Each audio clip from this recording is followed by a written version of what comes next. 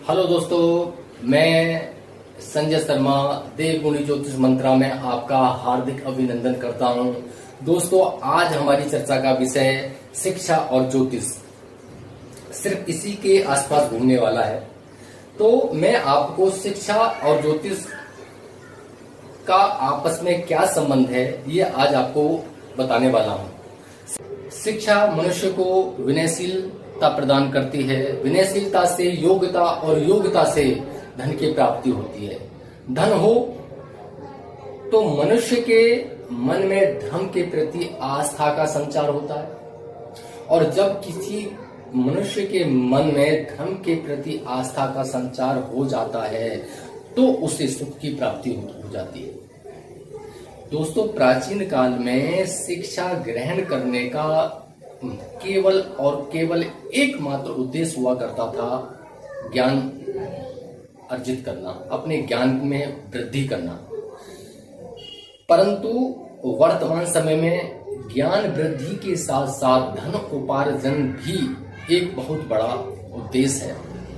दोस्तों, आप अपने आसपास ऐसे बहुत सारे लोगों को जानते होंगे कि फला आदमी यार वो बिजनेस कर रहा था, उसने अचानक वो बिजनेस छोड़ दिया, दूसरे किसी बिजनेस में चला गया, या उसने वो बिजनेस बंद कर दिया, या वो व्यक्ति जो है बहुत अच्छी नौकरी पे था तो उसने यार सडनली रिजाइन दे दिया। भाई पता नहीं क्या करेगा क्या नहीं करेगा। तो कहने का मतलब ये है कि ये वो लोग कुछ नहीं करते हैं।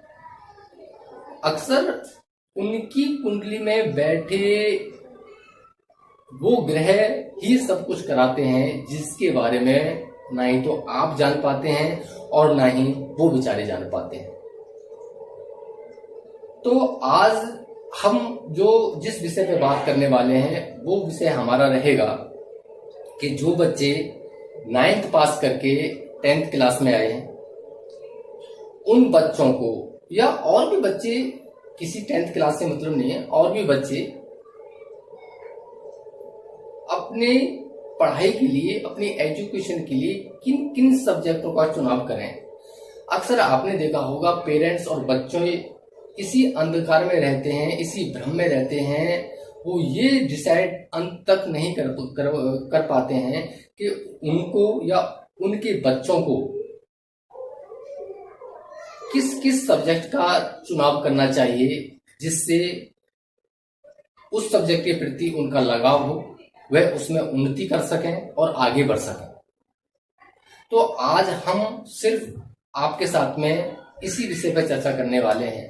दोस्तों, मैं आपको एक बात अच्छी तरह से समझा देता हूं कि कुंडली में केवल मात्र 4 भाव, दूसरा भाव तो जिसे हम दूसरा घर बोलते हैं, चौथा भाव जिसे हम चौथा घर बोलते हैं, 5वां भाव जिसे हम पंचम भाव बोलते हैं, और 9वां भाव जिसे हम भाग्य स्थान बोलते हैं, 9वां भाव भी बोलते हैं। केवल और केवल इन्हीं भावों से नहीं, बल्कि हमें लगन और लगनेश को भी की स्थिति देखनी होगी है। लेकिन मोस्टली ये 4 भाव ऐसे भाव हैं जो किसी भी छात्र या विद्यार्थी की लाइफ को रूट करते हैं। तो सबसे पहले हम दूसरे घर के बारे में आपके साथ में चर्चा कर लेते हैं। दोस्तों, दूसरा भाव जो होता है वाणी का होता है, संचय का होता है, हमारे बैंक बैलेंस का होता है, हमारी आर्थिक स्थिति का होता है। आपको एक लॉजिकली जरा सोच के देखो कि कोई भी पेरेंट्स अपने बच्चे को कब अच्छी एजुकेशन दे पाएगा? जब उसके पास पैसा होगा तब ना भैया। जब माँ बाप के पास पैसा ही नहीं है तो वो अपने बच्चे को क्या अच्छी शिक्षा देगा? यानी कि कहने का मतलब है कि उसके पेरेंट्स की या उसकी आर्थिक स्थिति कैसी रहने वाली है। अगर इसका बारे में हमें कोई कुछ बता सकता है तो केवल दूसरे घर से ही हमें ये मालूम पड़ेगा, दूसरे भाव से ही ये हमें मालूम पड़ेगा कि उसके माता पिता या उसकी आर्थिक स्थिति कैसी रहेगी। दूसरी बात, उसकी वाणी कैसी होगी। तो भैया कहने का मतलब है, अगर आपकी वाणी में मिठास है तो आप अपने दुश्मनों को भी अपना बना सकते हो, अपने गुरुजनों को भी अपना बना सकते हो, अपने परिवार वालों को भी आप अपना बना सकते हो, यहाँ तक कि आप अपने दोस्तों को भी अपना बना सकते हो। और अगर आपकी वाणी में मिठास नहीं है, आपकी वाणी के अंदर कटुता बढ़ी हुई है, कठोर वाणी है आपकी भैया, तो आप इन्हीं सभी को अपना दुश्मन भी बना सकते हो। तो ये तो रही हमारे दूसरे घर की बात। अब बात करते हैं हम चौथे घर की। तो मैं आपको यहाँ पे एक चीज समझा देता हूं कि चौथा घर जो है वो काल पुरुष की कुंडली में चंद्रदेव के अंतर्गत आता है। और जैसा आप सभी लोग जानते हैं कि चंद्रमा मन का कारक है, आपकी सोच है चंद्रमा, आपकी माँ है सब चंद्रमा माँ का भी कारक है भैया। तो चंद्रमा से हम माँ के बारे में भी विचार करते हैं। और चौथा घर वो स्थान भी होता है भैया जहां आप पैदा हुए हैं। और चौथा घर वो भी वो स्थान होता है जहां से आपको शिक्षा प्राप्त करनी है। आपका आपका जो विद्यालय होगा, आपका जो कॉलेज होगा, आपका जो शिक्षा संस्था होगी, वो कैसी होगी कैसी नहीं होगी, इसके बारे में अगर हमें कहीं से मालूम पड़ सकता है तो वो केवल और केवल चौथा घर होता है, चौथा हाउस होता है, फोर्थ हाउस होता है, हमें वहीं से इसकी जानकारी मिलेगी। अब बात करते हैं हम आपके पंचम भाव की। तो पंचम भाव जो है आपकी भावना है, आपकी रचनात्मक सोच है, आप किस सोच को लेके पैदा हुए हैं, किस सोच को लेके आप जी रहे हैं। भैया हमारी सोच तो है डॉक्टर बनने की। मैं पेरेंट्स की बात कर रहा हूं। पेरेंट्स की सोच है कि मेरा बच्चा भैया डॉक्टर बन जाए। और बच्चा जो है पैदा जो हुआ है तो वो एक एक्टर के, हीरो के संस्कार लेके पैदा हुआ है। उसकी सोच में गाने भरे हुए हैं, उसकी सोच में संगीत भरा हुआ है, उसकी सोच में नाटक भरा हुआ है। तो वो डॉक्टर कहाँ बन पाएगा?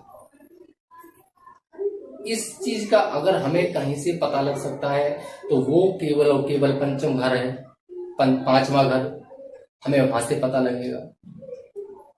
अब हमने आपके साथ में चर्चा दूसरे घर की करी, आपके साथ में चर्चा हमने चौथे घर की करी, आपके साथ में चर्चा हमने पांचवें घर की करी। और ये तीनों घर तब ही सपोर्ट करेंगे भैया जब आपका भाग्य आपका साथ देगा। तो अगर भाग्य, जैसा कि आप सभी लोग जानते हैं, भाग्य का विचार हम इस 9वें घर से करते हैं। इस 9वें घर से हम भाग्य का विचार करते हैं। तो दिलवा दिया, उसके अंदर लगन ही नहीं है पढ़ने की भैया, साइंस पढ़ने की, तो क्या कहां से साइंस पढ़ेगा? उसकी महत्वाकांक्षा ही नहीं है।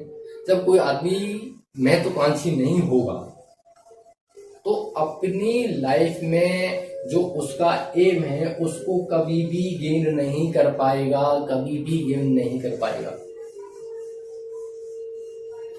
इसके अलावा आपका लगन जितना मजबूत होगा,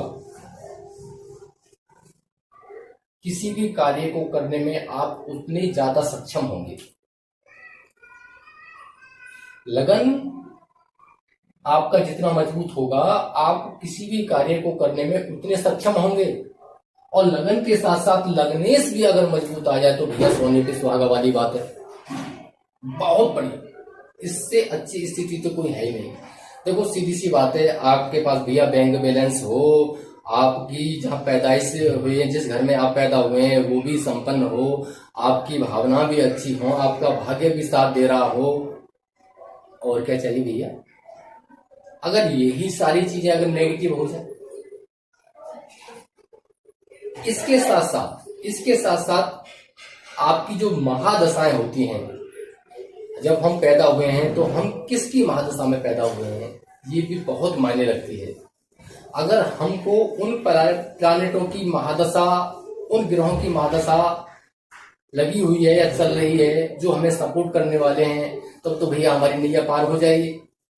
और अगर हमें वो ग्रह सपोर्ट करने वाले ही नहीं हैं तो हमें बहुत मुश्किल फेस आने वाली है।